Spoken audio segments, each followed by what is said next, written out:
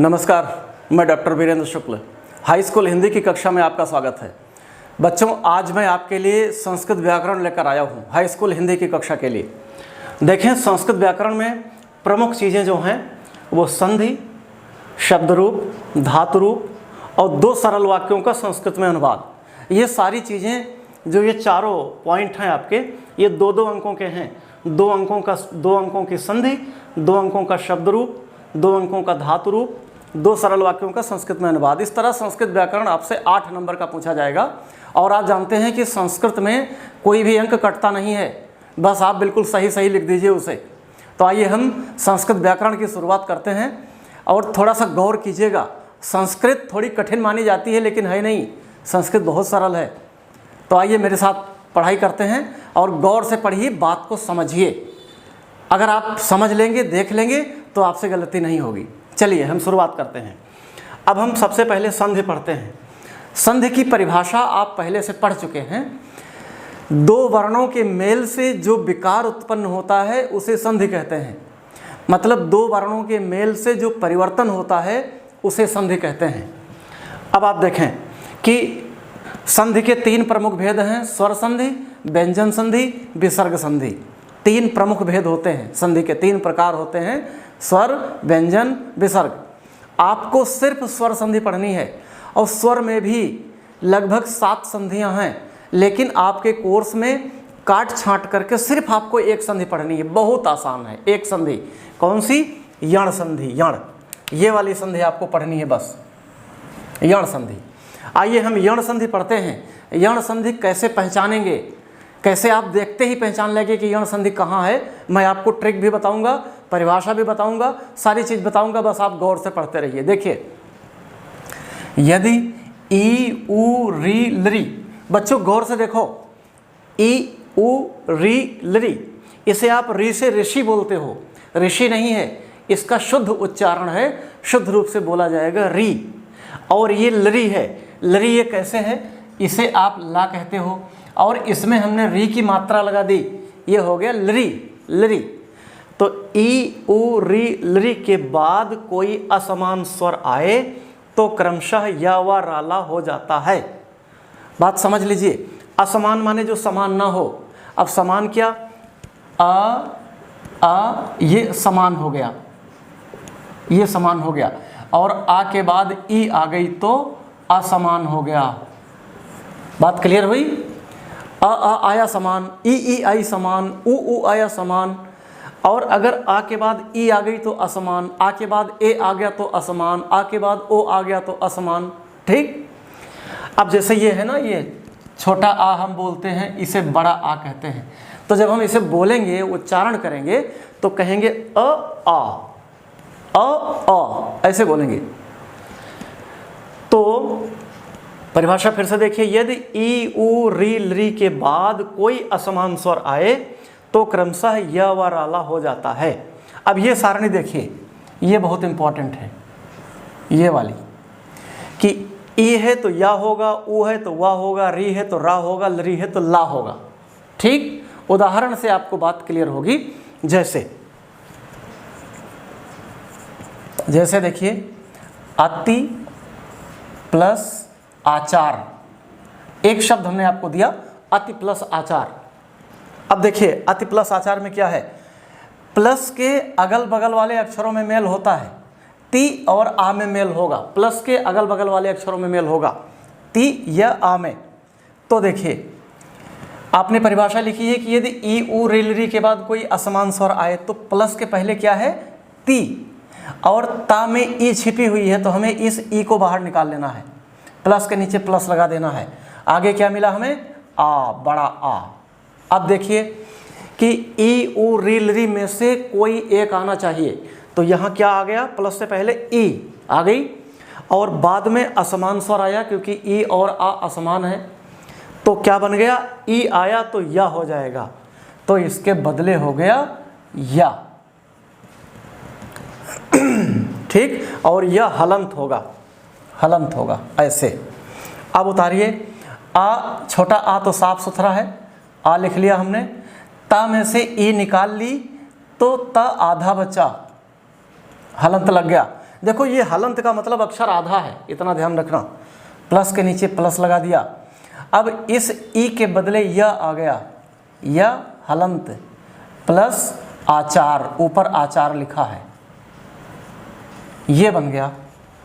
अब देख लो इसे जोड़ दो, आ के नीचे अ, अब ता आधा है तो आधा ता हो गया, या आधा है तो या भी आधा आएगा, लेकिन या के बाद स्वर है, इस स्वर ने इस या को पूरा कर दिया। अच्छा, ता के बाद स्वर नहीं है इसलिए ता आधा रह गया, या आधा है लेकिन स्वर है, इस स्वर ने इसे या को पूरा कर दिया। आ का डंडा है तो आ का डंडा चढ़ गया, चार और लिख दिया आपने, अत्याचार बन गया, ये शब्द बन गया। ठीक, दूसरा शब्द बनाइए, प्रति प्लस एक, क्या बन गया? प्रत्येक। ऐसे बना लीजिए जैसे मैंने ये प्रक्रिया के तहत बनाया है, ऐसे आप पूरी प्रक्रिया के तहत बात समझ करके बनाइए। एक और शब्द लिखते हैं, अति प्लस अंत, क्या बनेगा? अत्यंत। एक और शब्द लेते हैं, इति प्लस आदि, इति प्लस आदि, क्या बनेगा? इत्यादि। अब आपने देखा यहाँ ती है, ती में ई छिपी है, ये वाला ई के बदले या हुआ है इसलिए यहाँ या आ गया। ठीक, अब ऊ लेते हैं, ऊ जिसमें छिपा हो। आगे बढ़ते हैं, जगह बनाता हूँ आपके लिए। ये संधि है, इसे ज़रा बड़े कायदे से समझ लीजिए। एक बार अगर आपने इसे समझ लिया तो फिर कोई दिक्कत नहीं होगी, फिर आपसे कोई भी संधि गलत नहीं होगी। और आपके विद्यार्थी जीवन में उसके बाद जब आप नौकरियों की तैयारी करेंगे तो संधि आपका पीछा नहीं छोड़ेगी, इसलिए संधि को अभी कायदे से समझ लीजिए। अब हम फिर से यहाँ देख लें कि ई, ऊ, री और लरी, ये चार हैं, इनके बदले य, व, र और ला हो जाएगा। ये इसका सूत्र है। ई आई तो या होगा, ऊ आया तो वाह होगा, री आया तो रा होगा, लरी आया तो ला होगा। एक बात और है, छोटी ई या बड़ी ई चाहे जो आए कोई फर्क नहीं पड़ेगा, होगा या ही। छोटा ऊ या बड़ा ऊ चाहे जो आए कोई फर्क नहीं पड़ेगा, होगा वाह ही। ठीक, आगे बढ़ते हैं। अब हमने ई देख लिया, अब वाह का उदाहरण देखिए, सु प्लस आगत। अब देखिए प्लस से पहले क्या है? सा पर छोटा ऊ, तो यहाँ जो स्वर है वो छोटा ऊ है, क्योंकि छोटा बड़ा, छोटी बड़ी, छोटा ऊ बड़ा ऊ, री, ए, आए, ओ, आओ, ये स्वर होते हैं। तो ऊ स्वर है, हमने ऊ को बाहर निकाल लिया, प्लस के नीचे प्लस लगा दिया, यहाँ क्या मिला? बड़ा आ। अब देखो ऊ आया है तो वाह हो जाएगा, गणित की तरह है ये, अब वाह में हलंत हो जाएगा। ये हलंत का मतलब अक्षर आधा है, अगर आपने इसे छोड़ दिया कि ये कुछ नहीं है तो आपका शब्द गलत हो जाएगा। अब देखो सु में से ऊ निकाल लिया, ऊ के बदले आ गया, असमान हो गया तो ऊ का वाह हो गया।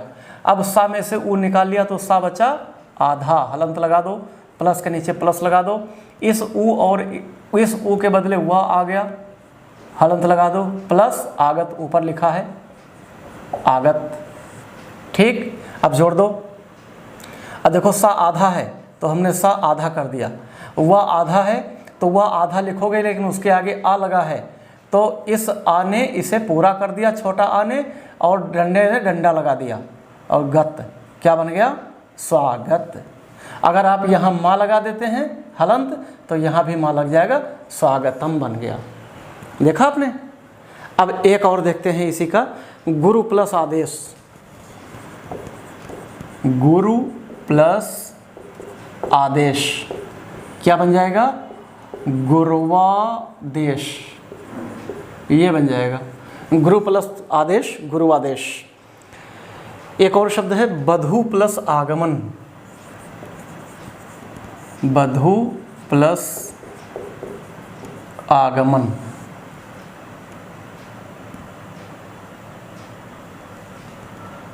क्या बन गया? बद्धागमन। तो आपने कई शब्द देख लिए, जैसे इससे पहले आपने ई का देखा था, ई में देखा था आपने प्रत्येक, अत्यधिक, अत्यंत, इस तरह देखा था। ऊ में आपने देखा स्वागतम, गुरुआदेश, बधु, बध्वागमन। अब री का देखते हैं। री का उदाहरण क्या है कि पितृ, पितृ प्लस आज्ञा। अब बनाइए पितृ प्लस आज्ञा, ये बनेगा पित्राज्ञा। एक और शब्द ले लीजिए, पितृ प्लस आदेश, क्या बन जाएगा? पित्रादेश, ये बन जाएगा। एक और शब्द ले लीजिए, मातृ प्लस आज्ञा, क्या बन जाएगा? मात्राज्ञा, ये बन गया। अब आपका लरी बचा है। लरी से बनाइए, एक शब्द लेते हैं लरी प्लस आकृति बराबर, ये बनेगा लाकृति, ये बना लाकृति। एक ही शब्द बन रहा है।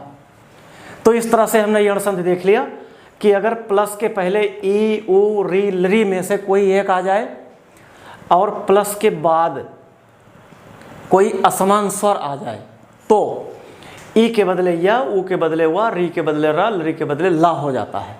ठीक। अब आप देखें कि यण संधि की पहचान क्या है। मान लीजिए पूछा जाए आपसे कि बध्वागमन में कौन सी संधि है और आप परिभाषा भूल गए, तब क्या करोगे? तो कोई ट्रिक आपके पास होनी चाहिए जिससे आप पता लगा सको कि इसमें कौन सी संधि है। तो ट्रिक देखिए, चाहे प्रत्येक हो, चाहे अत्यधिक हो, चाहे अत्यंत हो, चाहे इत्यादि हो। क्या देखा? इसमें आधा अक्षर छिपा हुआ है। देख लीजिए, आधा अक्षर यहाँ पर, यहाँ पर, यहाँ पर, यह आधा अक्षर छिपा हुआ है। इधर देख लीजिए, ये भी आधा अक्षर आधा रहा है। इधर देखिए, आधा ये मिल गया। इधर देखिए पित्राज्ञा, ये जो त्रा है ना, ये ता आधा है प्लस रा है, ता आधा है प्लस रा है। यहाँ भी आधा अक्षर, यहाँ भी आधा अक्षर, यहाँ भी आधा अक्षर। यहाँ देखिए स्वागतम, ये देखिए आधा मिल गया। और लाकृति, हाँ लाकृति ठीक है। तो ये इसे गौर रखना है, लाकृति में कोई आधा अक्षर नहीं है, या इसे भी आधा मान लीजिए। री तो इसमें छिपा ही है, री छिपी है लाकृति। तो जहाँ आधा अक्षर मिल जाए वहाँ यण संधि होती है बस। ठीक। बीच में जहाँ आधा अक्षर मिल जाए वहाँ यण संधि होती है। मान लीजिए अत्याचार लिखा हो, अत्याचार, तब क्या करोगे? दूर से ही देख लो, आधा अक्षर ये छिपा है, आधा आधा आधा ता, अत्याचार, तुरंत गुण संधि मान लो इसे। ठीक है। तो इस तरह से यण संधि हो गई। ये 2 नंबर की पूछी जाएगी। इसे अपनी पुस्तक से और दोहरा लीजिएगा। आगे बढ़ते हैं। अगला है रूप। देखो, रूप आपको पढ़ना है अपनी किताब से, तो आपको किताब से ही रूप याद करना है। रूप याद करने की चीज़ है, उसे रट लीजिए। मैं एक महत्वपूर्ण रूप है जो लिखवाई देता हूँ आपको, शब्द रूप, फल, ये है, बहुत महत्वपूर्ण है। आप फल और नदी 2 कर लो। 4 रूप आपके कोर्स में है, फल, मति, मधु, नदी। तो फल और नदी कर लो, इन्हीं में से कोई ना कोई आ जाएगा। चलिए मैं फल का रूप आपको लिखे देता हूँ, इसे तैयार कर लीजिए। फलम, फले, फलानि। अब ये है ना प्रथमा, द्वितीया, तृतीया, चतुर्थी, पंचमी, षष्ठी, सप्तमी,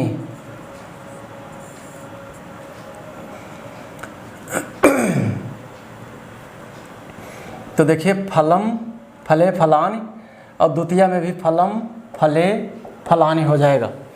फिर तृतीया में आएगा कि फलेन फलाभ्याम फलेह,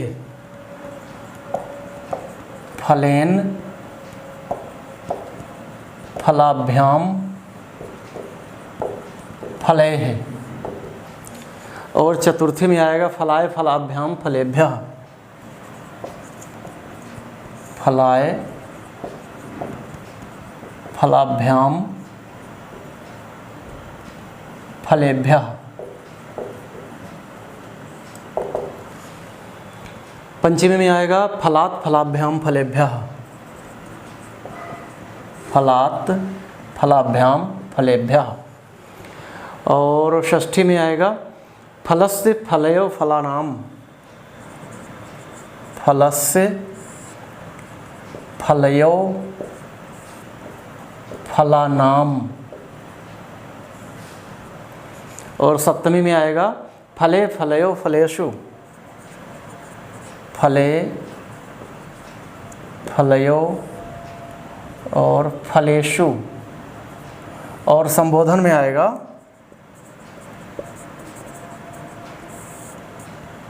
हे फल, हे फले, हे फलानि।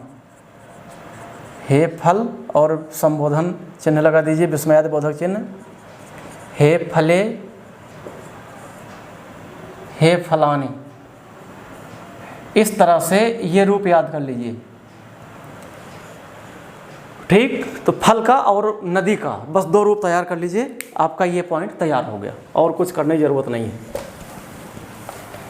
रूप याद कर लीजिएगा क्योंकि 2 नंबर का आएगा। 4 रूप हैं, चारों में से कोई 2 नंबर का आएगा, अथवा करके पूछा जाएगा, इसलिए फल और नदी दोनों का तैयार कर लेना तो कोई ना कोई आपको मिल जाएगा। अब आते हैं धातु रूप पर। हम धातु रूप, धातु रूप। अब देखिए धातु रूप में क्या चीज़ होती है कि एक वचन, द्विवचन और बहुवचन, ये 3 वचन होते हैं। और इसमें होता है प्रथम पुरुष, मध्यम पुरुष और उत्तम पुरुष, उत्तम पुरुष। और लकार 5 होते हैं धातुओं में, तो लट लकार पहला है, लट लकार, ये है लट लकार। अब देखिए पठ धातु आपको लिखना है, तो पठ धातु, ठ है ये, ठ पठ धातु, ठठेरा वाला पठ धातु का रूप हमें लिखना है। तो एक वचन में होगा पठति, पठतः, पठन्ति। मध्यम पुरुष में होगा पठसि, पठथः, पठथ, फिर पठामि, पठावः, पठामः। देखो ये रूप हुआ पठ धातु का रूप। आप एक पठ धातु का रूप 5 लकारों में तैयार कर लो बस। पठ और हस एक जैसे हैं, आपके 2 नंबर पक्के हो जाएंगे। देखिए पठति, पठतः, पठन्ति, पठसि, पठथः, पठथ, पठामि, पठावः, पठामः। जैसे मैं बोलता हूँ आपको ऐसे ही उच्चारण करना है, ऐसे नहीं पठति, पठता, पठन्ति, ऐसे नहीं, वो गलत हो जाएगा फिर। पठति बहुत साफ बोलना है, बहुत साफ, ब्लेड की धार जैसा आपका उच्चारण होना चाहिए। पठति, पठतः, पठन्ति, पठसि, पठथः, पठथ, पठामि, पठावः, पठामः, ऐसे उच्चारण करेंगे हम। अब लोट लकार में आ जाओ। लोट लकार ये होगा आज्ञा अर्थक, किसी को जहां आज्ञा दी जाए वहां होगा। तो तीनों वचन ऐसे लिखे रहेंगे, एक वचन, दो वचन, बहुवचन, प्रथम पुरुष, मध्यम पुरुष, और ये मैं लिखता हूं।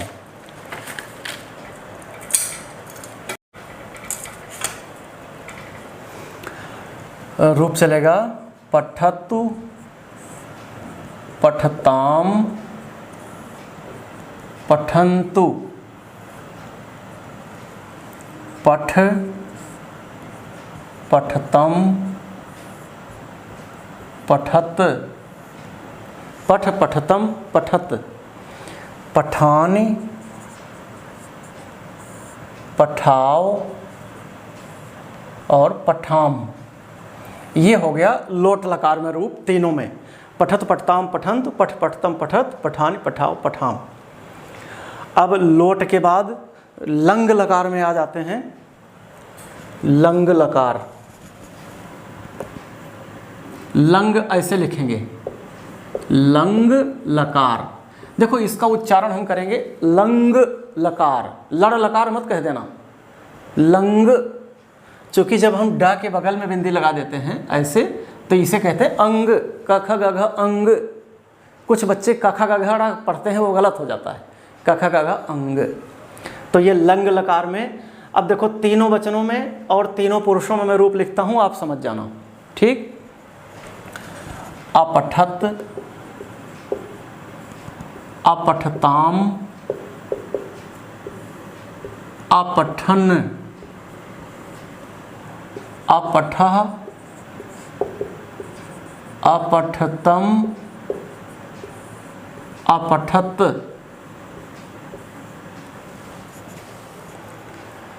और अपठम, अपठाव, अपठाम, अपठम,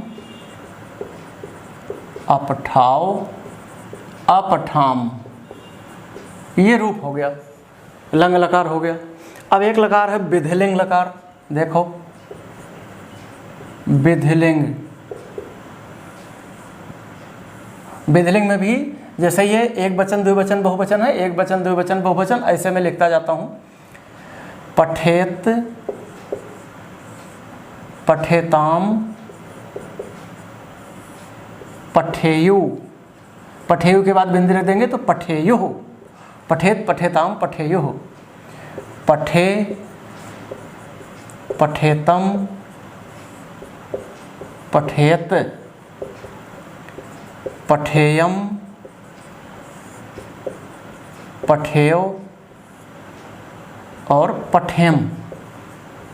ये रूप बन गया, पठेत, पठेताम, पठेयु, पठे, पठेतम, पठेत, पठेयम, पठेव, पठेम, ठीक। और आखिरी लकार है लिट लकार, लिट लकार, जो मैं एक जगह बना के यहाँ लिखता हूँ, लिट लकार। इसका रूप चलेगा पठिष्यति, पठिष्यतः, पठिष्यन्ति, पठिष्यसि, पठिष्यथः, पठिष्यथ, पठिष्यामि, पठिष्यावः, पठिष्यामः। ये रूप ऐसे चलेगा। इसे अपनी पुस्तक से ज़रा साफ साफ और पढ़ लीजिएगा। मैं आपको एक आउटलाइन दे रहा हूँ, एक मार्गदर्शन आपको करा रहा हूँ, कराना चाहता हूँ, पढ़ना आपको स्वयं ही है। अब देखिए लट, लोट, देखिए ये लोट लकार, ये लट लकार, ये लंग लकार, लंग, ये विधिलिंग लकार और ये लिट लकार। ये 5 लकार होते हैं। तो संस्कृत में 5 लकार, 3 वचन, देखो एक वचन, द्विवचन, बहुवचन, और 3 पुरुष, प्रथम पुरुष, मध्यम पुरुष और उत्तम पुरुष। बात समझ में आई? अब देखिए ये पठ धातु का रूप था। इसी तर्ज पर हस धातु का रूप भी चलेगा। 2 धातु आपके कोर्स में हैं, पठ धातु और हस धातु। अब हस धातु का रूप अगर लिखना हो तो लट लकार में हस धातु का रूप कैसे लिखेंगे? आपने पठ का लिखा, पठति पठता पठंती। हस का लिखोगे हसति हसता हसंती, हससि हस्थः हसथ, हसामि हसावा हसामः, हसतु हसताम हसंतु, हस हसतम हसत, हसानी हसाव हसाम। बिल्कुल इसी तर्ज पे लिखोगे। ये पठ है, वो हस है। जैसे ये है पठिष्यत पठिष्यता पठिष्यन्ति, वो होगा हसिष्यति हसिष्यता हसिष्यन्ति, हसिष्यसि हसिष्यथः हसिष्यथ, हसिष्यामि हसिष्यावः हसिष्यामः। विधिलिंग में आपने लिखा पठेत पठेताम पठेयु, उसमें लिखोगे हसेत हसेताम हसेयु, हसे हसेतम हसेत, हसेयम हसेव हसेयम। ठीक ऐसे अहसत अहस्ताम अहसन। इस तरह आपका धातु रूप पूरे हो गए। और इन्हें एक पठ धातु तैयार कर लीजिए बस। सारे पठधातुओं के रूप अपने आप तैयार हैं। आगे जब आप अगले साल कक्षा 11 कक्षा 12 में जाएंगे तो आपको कुछ करने की ज़रूरत नहीं होगी, एक पठधातु का 5 लकारों में रूप तैयार कर लीजिए बस। ठीक है। अब आपका चौथा टॉपिक बचता है जो है 2 सरल वाक्यों का संस्कृत में अनुवाद। अब मैं 2 आपको अनुवाद कराता हूँ, अनुवाद की ट्रिक बताता हूँ कि अनुवाद किया कैसे जाएगा। अब कुछ मैं जगह बनाता हूँ जिससे आप अनुवाद कर सकें। देखिए, लोट लकार मिटा देता हूँ, बाकी लिखा रहने दें क्योंकि इससे हमें काम करना है। अनुवाद, हेडिंग डाल दें अनुवाद। अब आप ये देख लीजिए कि अनुवाद का मतलब है कि हिंदी वाक्यों का संस्कृत में बनाना, ट्रांसलेशन करना। जैसे आप हिंदी का अंग्रेजी में ट्रांसलेशन करते हो, ऐसे ही हिंदी वाक्यों को संस्कृत में बनाना। तो मुख्य चीज़ क्या है कि एक हम 3 लाइन का श्लोक तैयार करते हैं कि सह तौ ते त्वम इवाम यूयम अहम आवाम वयम। अब देखिए, आप वयम को ऐसे भी लिख सकते हैं, वयम को माँ हटा करके ऐसे भी लिख सकते हैं, और अगर आप बिंदी ना लगाएं वयम ऐसे लिखें तो आपको यहाँ पर हलंत लगाना होगा। अंत में जहाँ माँ आता है वहाँ हलंत लग जाता है सामान्यतया। अब देखिए, सह तौते त्वम इवाम यूयम अहम आवाम वयम। अब सह माने वह होता है, इसकी मीनिंग हो गई वाह। तौ माने वह दोनों, और ते माने वह सब, ये इसकी हिंदी हो गई। तुम माने तुम, आवाम माने तुम दोनों, और यूयम माने तुम सब, अहम माने मैं, आवाम माने हम दोनों, और वयम माने हम सब। ये हुआ, इसकी हिंदी देख ली आपने। सह तौ ते त्वम इवाम यूयम अहम आवाम वयम।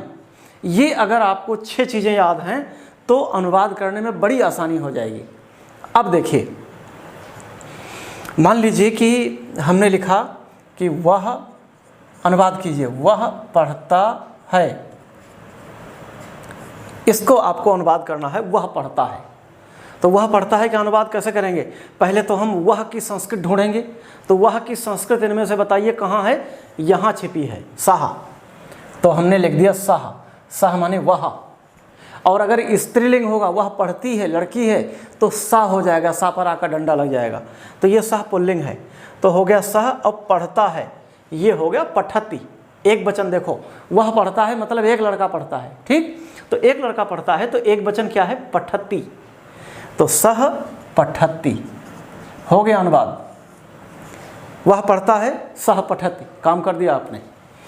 अब आप कहोगे कि वे दोनों पढ़ते हैं, वे दोनों पढ़ते हैं। अब अनुवाद करो, वे दोनों पढ़ते हैं। वे दोनों की संस्कृत पहले पकड़ो, तौ। तौ माने वे दोनों, तो हो गया तौ।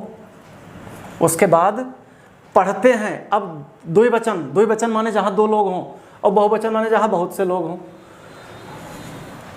तो पठता, ठीक। तौ पठता, वे दोनों पढ़ते हैं। अच्छा, अब आ जाओ कि वे सब पढ़ते हैं। वे सब पढ़ते हैं। क्या अनुवाद करोगे? पहले वे सब की संस्कृत पकड़ो, ते माने वे सब, तो हमने लिख दिया ते। उसके बाद बहुत से लोग पढ़ते हैं तो पठंती। देखो, एक पढ़ता है तो पठती, 2 पढ़ते हैं तो पठता, और बहुत से लोग पढ़ते हैं तो पठंती। देखो बहुवचन है, तो वह सब पढ़ते हैं, ते पठंती। हो गया अनुवाद। कितना आसान है अनुवाद करना। अनुवाद कब कर पाओगे? जब आपको रूप याद होगा, जबान पर होगा तब, ठीक। आगे बढ़ते हैं। अच्छा, मैं पढ़ता हूँ, बताइए। मैं पढ़ता हूँ, चलिए, मैं पढ़ता हूँ। तो मैं पढ़ता हूँ, अहम पठामि। पूरा अनुवाद हो गया आपका, अहम, मैं पढ़ता हूँ, अहम पठामि। अब देख लीजिए, हम सब पढ़ते हैं। चलिए एक वाक्य और लेते हैं हम सब पढ़ते हैं। अब सबसे पहले हम सब की अंग्रेजी संस्कृत तलाशो। वयम माने हम सब, तो आप लिख लोगे वयम। अब देखिए, अहम, आवाम, वयम, ऐसे पठाम, पठावा, पठामा, हम सब बहुवचन हो गया, पठामा लगा दोगे इसके साथ, पठामा, ये लगा दिया, हो गया आपका अनुवाद। कितना सरल है अनुवाद। अब देखिए मान लीजिए विधिलिंग माने चाहिए, इसका अर्थ होता है चाहिए, ये होता है चाहिए। अब ये लंग लकार का मतलब भूतकाल, भूतकाल को लंग लकार कहते हैं, और लृट लकार कहते हैं भविष्य काल को, भविष्य काल, भविष्यत काल भी इसे बोल देते हैं। तो भविष्य काल को पठिष्यति, इष्यति, इष्यतः, इष्यति, और ये विधिलिंग पठेत, पठेताम, पठेयु। अब भविष्य काल का मतलब जो बात हुई ना हो, मतलब पढ़ेगा, अभी भविष्य की बात है। मान लीजिए आप कहो कि वह पढ़ेगा, तो भविष्य काल लट लकार में रूप चलेगा, तो वह तो हमें यहीं से उठाना है, सह पढ़ेगा, एक आदमी पढ़ेगा तो सह पठिष्यति, वे दोनों पढ़ेंगे तो पठिष्यतः, वे सब पढ़ेंगे ते पठिष्यन्ति, तुम पढ़ोगे तुम पठिष्यसि, तुम दोनों पढ़ोगे युवाम पठिष्यथः, तुम सब पढ़ोगे यूयम पठिष्यथ। कितना आसान है, बस आपको करना क्या है, आपको रूप तैयार करना है। चलिए मैं पढ़ूंगा, अहम पठिष्यामि, हम दोनों पढ़ेंगे, आवाम पठिष्यावः, वयम पठिष्यामः, हम सब पढ़ेंगे। अब चाहिए के अर्थ में ले लो विधिलिंग, चाहिए के अर्थ में हम क्या करेंगे कि उसे पढ़ना चाहिए, क्या अनुवाद करोगे, सह पठेत, वह दोनों, उन दोनों को पढ़ना चाहिए, तो पठेताम, उन सब को पढ़ना चाहिए, ते पठेयुः, ऐसे कटोगे। तुम्हें पढ़ना चाहिए, तुम पठे, तुम दोनों को पढ़ना चाहिए, युवाम पठेतम, तुम सबको पढ़ना चाहिए, यूयम पठेत, ऐसे अनुवाद करेंगे हम। और लंग लकार देखिए भूतकाल में उसने पढ़ा, अब उसने पढ़ा, सह माने वह, सह अपठत। मान लीजिए हम सब ने पढ़ा, वयम अपठाम, ऐसे अनुवाद करेंगे। तो कुछ मैं दो चार सरल वाक्यों का अनुवाद आपको करके बताता हूँ, और सरल वाक्य ही पूछे जाते हैं, तो आप ऐसे अनुवाद करना सीखिए। जितना अभ्यास करेंगे उतना ही बढ़िया आएगा, अभ्यास नहीं करेंगे तो अनुवाद नहीं कर पाएंगे और 2 नंबर चला जाएगा। अच्छा, कुछ बच्चे ये कहते हैं कि अनुवाद बहुत कठिन है, छोड़ो 2 नंबर जाएगा, जाने दो। नहीं, हर चीज़ आपकी 2-2 1-1 नंबर की है, हमें 1-1 नंबर तलाशना है, पकड़ना है, इकट्ठा करना है, बटोरना है। अगर आपने सोचा 2 नंबर छोड़ दो, तो ऐसे तो कितने 2 नंबर छोड़ते रहोगे। ठीक, चलिए मैं कुछ उदाहरण आपको देता हूँ।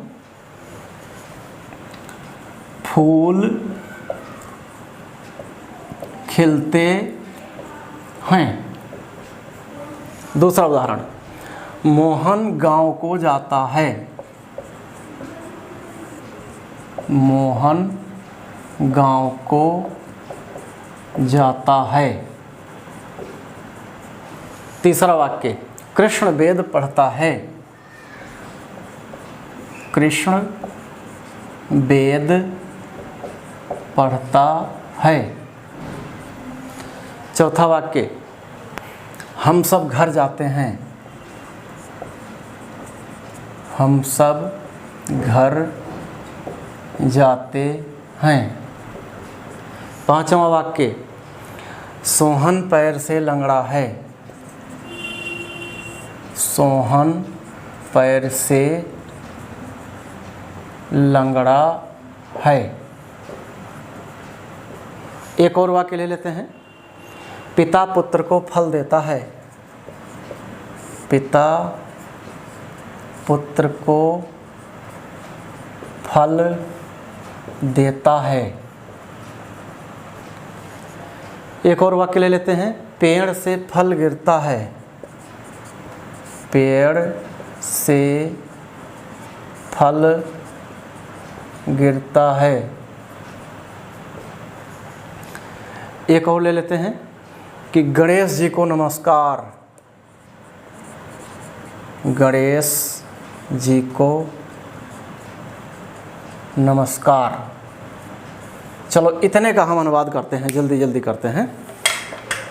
बताइए, फूल खिलते हैं, फूल का बहुवचन कीजिए, पुष्पाणि विकसन्ति। ये हो गया, पुष्पाणि विकसन्ति, फूल खिलते हैं। मोहन गांव को जाता है, मोहनः ग्रामं गच्छति। मोहनः ग्रामं गच्छति। गच्छति माने जाना, गम धातु। जैसे आपने पठत पढ़ा था, ऐसे गम धातु में गच्छत गच्छता गच्छन्ति। कृष्ण वेद पढ़ता है, कृष्णः वेदम पठति।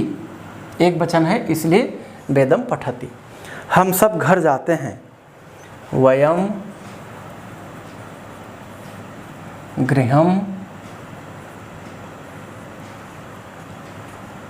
गच्छामः। वयम गृहं गच्छामः, हम सब घर जाते हैं। अब सोहन पैर से लंगड़ा है, सोहनः पादेन, पाद माने पैर, पादेन खंजः, ये है यहाँ, खंजः। अस्ति लगा दो, अस्ति माने है, ना लगाओ तब भी वाक्य पूरा हो जाता है। पिता पुत्र को फल देता है, पिता पुत्राय फलम ददाति। पिता पुत्राय फलम ददाति। और पेड़ से फल गिरता है, वृक्षात् फलम पतति। वृक्षात् फलम पतति। और गणेश जी को नमस्कार, गणेशाय नमः। गणेशाय नमः। ऐसे हमें अनुवाद करना है। ऐसे अगर आपने थोड़ा सा भी गौर किया तो आपका अनुवाद पूरा हो जाएगा और आपको संस्कृत व्याकरण से कोई भी नंबर नहीं कटेगा। तो इस तरह आज आपने संस्कृत व्याकरण के 4 पॉइंट देखे, संधि, शब्द रूप, धातु रूप और अनुवाद हम कैसे करें। अनुवाद जितना आप अभ्यास करोगे उतना बढ़िया होता जाएगा। आप अपने प्रैक्टिस सेट से, अपनी पुस्तक से, जो आपको पढ़ाया लिखाया गया है, उस सब से जितना भी आप अभ्यास कर पाओ उतना अभ्यास करो। जितना आप अभ्यास करोगे उतना निखरते जाओगे, छोड़ दोगे रह जाएगा। क्योंकि हिंदी बहुत महत्वपूर्ण सब्जेक्ट है, हिंदी बहुत महत्वपूर्ण विषय है और सबसे अच्छा अंक देने वाला विषय है। इसलिए आप हिंदी को ज़रा गौर से पढ़ लो, जिससे आपके हिंदी में 90 से 95 नंबर बड़े आराम से आ सकते हैं। तो आप मेरे साथ हिंदी पढ़ते रहें और मेरे चैनल को सब्सक्राइब और लाइक ज़रूर कर दीजिएगा। शेष अगली कक्षा में, तब तक के लिए जय हिंद।